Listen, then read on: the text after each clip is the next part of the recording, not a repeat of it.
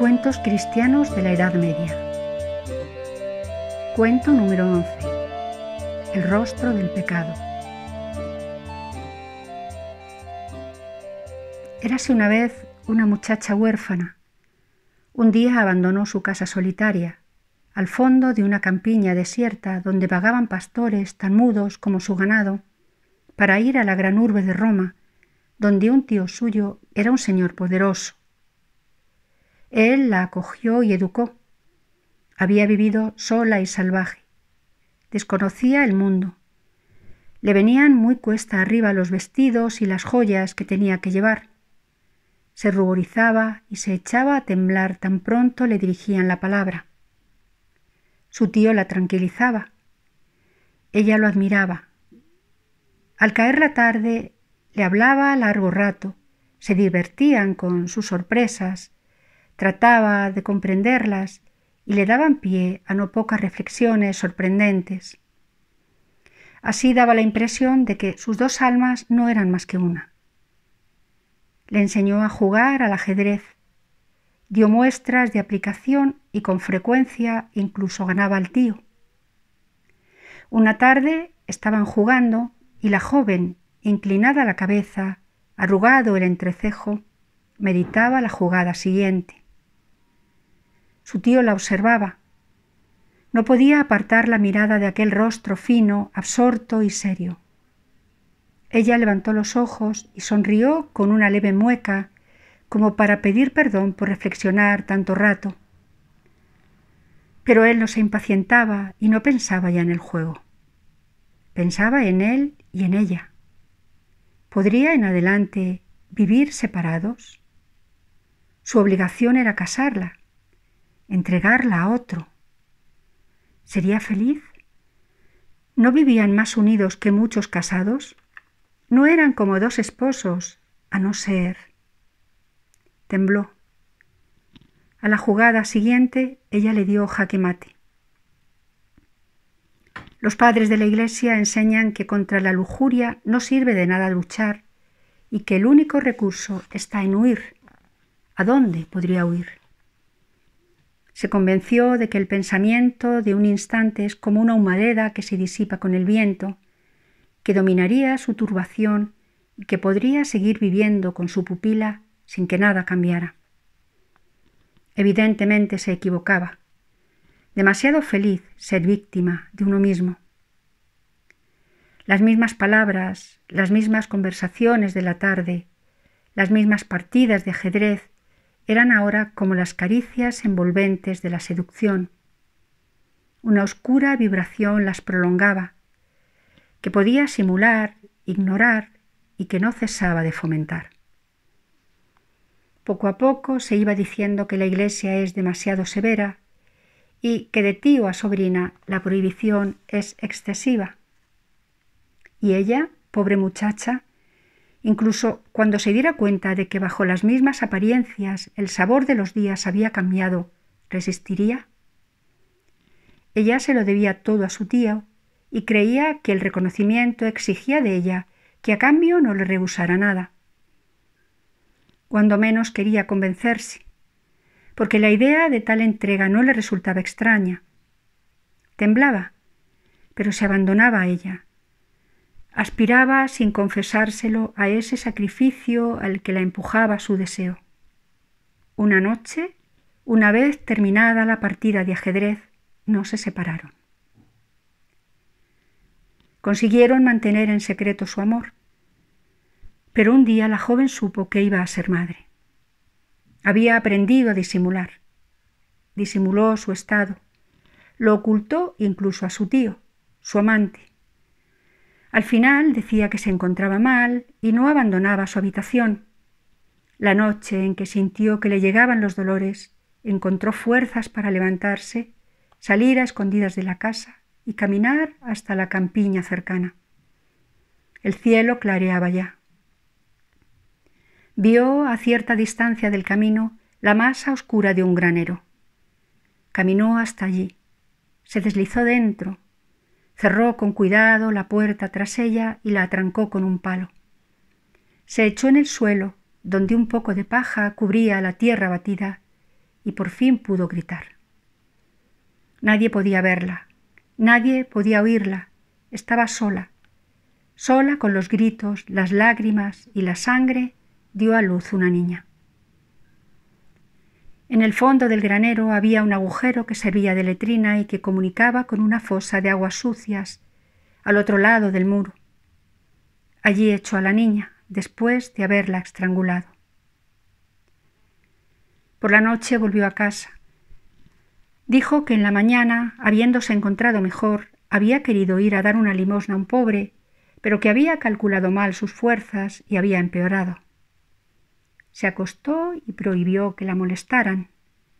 Con la oscuridad y la fiebre, en el silencio que no podía romper, la aplastaba su dolor y su despreciable secreto. Todo se mezclaba, el dolor del cuerpo y el del alma, la mancha del cuerpo y la del alma, el vacío del agotamiento y el de la ausencia de la hijita que había vivido en ella, que había contemplado, que había tenido en sus brazos y que había matado. Todo esto, la abyección de aquel día y de su crimen, era la causa de la vergüenza, el desagrado y el horror de los placeres que habían sido la causa del crimen y que había gozado de manera inconfesable en brazos de su tío. Nunca más. ¿Nunca más? ¿Cómo decírselo a su tío sin confesar su crimen? ¿Cómo romper sin traicionarse los lazos de una vida en común? El tiempo fue pasando. Recobró las fuerzas. El recuerdo de aquellos momentos insoportables volvía solo de tarde en tarde a su memoria y atenuado. Renacía el deseo. Apenas se reprochaba a veces ser incapaz de imaginar al ceder las posibles consecuencias, pero era para asombrarse también de haber olvidado durante aquella terrible noche la fuerza del deseo. Tuvo un segundo hijo. Se libró de él, como la vez primera, en el granero. Lo arrojó por el agujero innoble.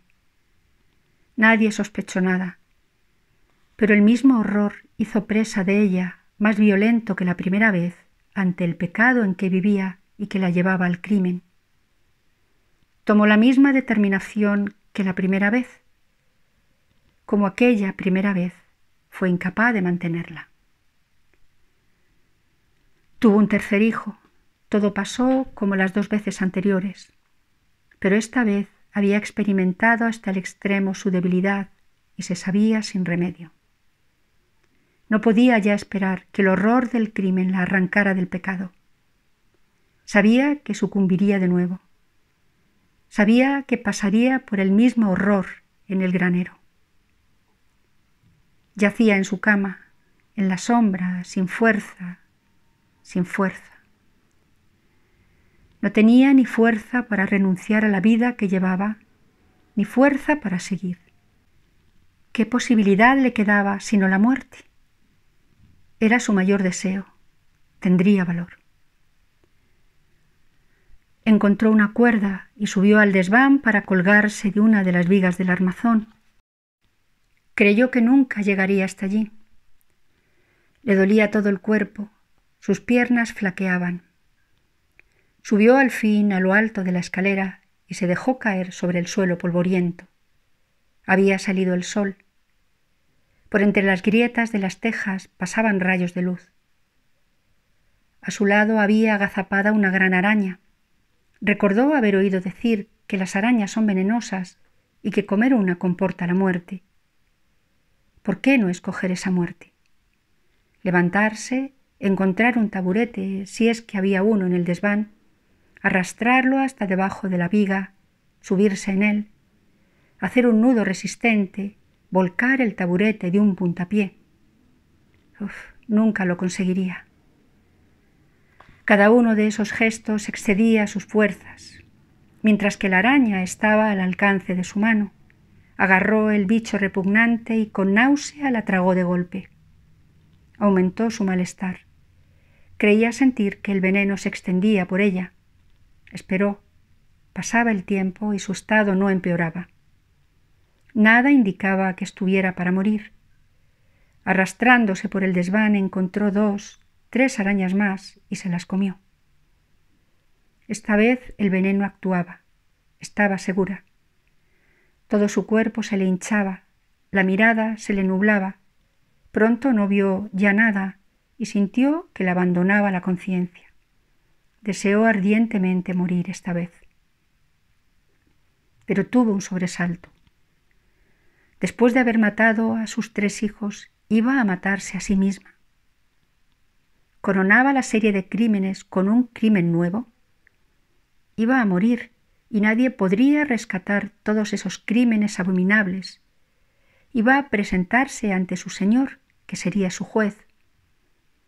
Las almas de sus hijos reclamarían contra ella justicia y su propia alma solo podría pedir la condenación. Había amado a su tío, se había entregado a él, y he aquí que ese amor no había engendrado más que violencia y crimen. He aquí que moriría ella misma, que iba a morir sin haber sabido nunca lo que es el verdadero amor, sin haber vivido del amor de Cristo, sin haber sabido dar la paz de su amor. Rogó al Señor que le permitiera vivir para arrepentirse y hacer penitencia. Él, que acogió a la Magdalena arrepentida, Él, que no había condenado a la adúltera, Él, que había llamado a Lázaro a la vida. Le rogó que la dejara vivir de su amor en ese instante y para siempre. No murió, por la razón que fuera, por haber recapacitado, por haber comprendido o adivinado. Su tío desde aquel día la dejó en paz. Ella se impuso una penitencia secreta y ferviente. Se consagró totalmente a las obras de caridad. Cierto tiempo después murió el tío. Quedó sola en su casa, dueña de todos sus bienes. De su pasado y de su pecado ningún ser viviente sabía nada. Ningún ser viviente, ni siquiera un sacerdote.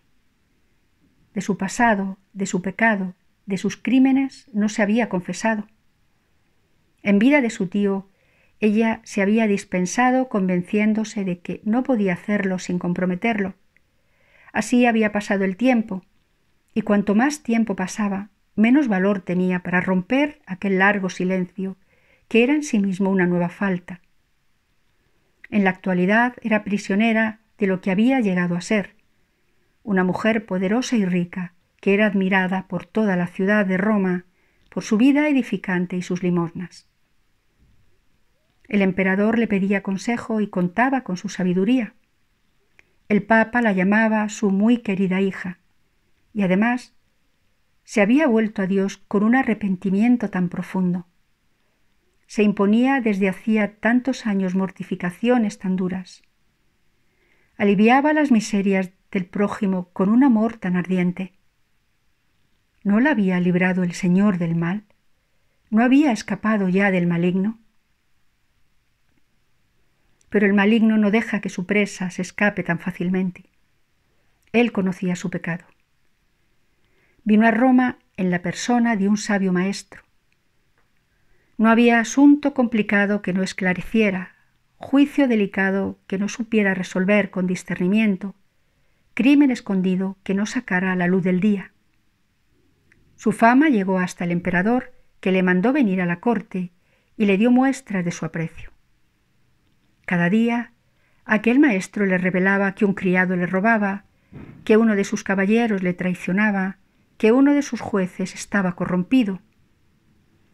Cada vez conseguía demostrar lo bien fundamentada que estaba su acusación y condenar al culpable. La ciudad entera temblaba ante él. Una mañana, cuando cabalgaba al lado del emperador, se cruzaron con la dama que volvía de misa. El emperador la saludó. «Me sorprende, señor», le dijo entonces el maestro, «que tenga en tan alta estima a una mujer que ha cometido crímenes tan horribles que se estremece uno solo de pensarlo». «¿Cómo se atreve, maestro, a proferir tamaña afirmación?», exclamó el emperador. «En todo el imperio no hay dama tan piadosa ni tan caritativa». piadosa y caritativa quizá, pero también incestuosa e infanticida. El maestro reveló al emperador toda la vida pasada y escondida de la desventurada. Inmediatamente el emperador hizo que ella se presentara en el palacio e, incrédulo todavía, le dijo que el maestro formulaba en su contra acusaciones inauditas. Ella tuvo la fuerza de permanecer impasible y pedir una tregua hasta la mañana siguiente para oírlas y disculparse. El emperador la vio tan digna y la consideraba tan libre de sospecha que se lo concedió. Pero el maestro estaba tan seguro de confundirla que exigió que la hoguera en la que tendría que perecer fuera preparada aquella noche. Ella volvió a su casa y se consideró perdida. El maestro había mostrado ya su poder. No había secreto para él. No cabía duda de que había penetrado en el suyo. Encontraría los restos de los hijos en el agujero al fondo del granero, entre los excrementos y la basura. Iba a morir en medio del sufrimiento y la vergüenza a la vista de todo el pueblo, abucheada, desenmascarada, la hipócrita, la mosquita muerta, la dama caritativa que había tenido 3 hijos de su tío y los había matado. Cuando menos no moriría por su propia mano, como cuando lo había intentado antes, y quedaría libre de ese crimen. Y Dios, se dijo, ¿me acogerá? ¿Por qué la acogería? ¿Por qué la acogería más que en el desván cuando el veneno inmundo la ahogaba? Incesto e infanticidios pesaban siempre sobre su conciencia. Nunca se había confesado de ellos, nunca había recibido la absolución.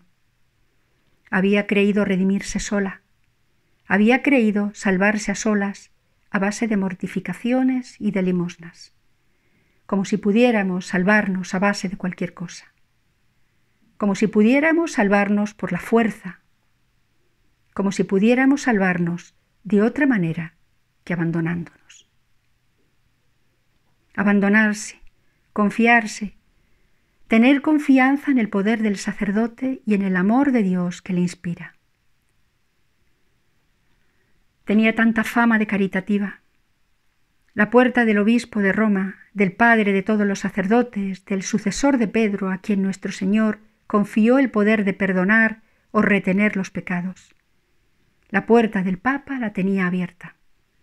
Se confesó con el Papa, que la consideraba una santa. Le confesó la enormidad de sus pecados. Y el Papa, borrándolos, no le impuso ninguna penitencia. La penitencia la había cumplido ya. Lo único que le había faltado era confiar. Y en cuanto a la terrible penitencia del día siguiente, el Papa le dijo que no temiera, que se pusiera en manos de Dios, que se fiara de Él, que se abandonara a Él para esto como para todo. A la mañana siguiente, al amanecer, subió al palacio. La plaza estaba abarrotada de gente y el cielo oscuro por el humo de la hoguera que ardía ya. Todos querían verla. Todos sabían que el maestro nunca denunciaba al azar. Todos querían saber qué crímenes espantosos había cometido aquel modelo de virtud. Todos querían tener la prueba de que la santidad solo es un señuelo y que la caridad no es más que la máscara del vicio. Entró en la gran sala. El emperador estaba sentado en su trono y el maestro de pie a su lado. Ella avanzó. El maestro se volvió hacia el emperador. «Señor, no es ella». «¿Cómo os atrevéis, maestro, a decir que no es ella?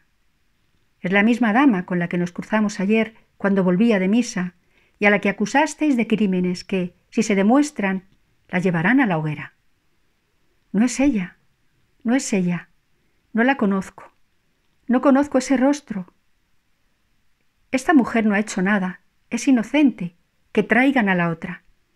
No se ha atrevido a venir la otra, está claro. Esa que se vaya, no soporto su vista». El maestro se dio la vuelta y quiso huir. Lo detuvieron. El emperador se había levantado pálido de ira, jurando vengarse por la ofensa hecha a esta mujer inocente. Fuera, El rumor se había extendido y la masa rugía. Querían echar al maestro a la hoguera que él había ordenado preparar para la desventurada.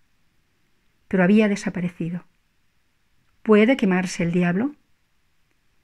Señor, murmuraba la mujer salvada, tú has cambiado mi rostro.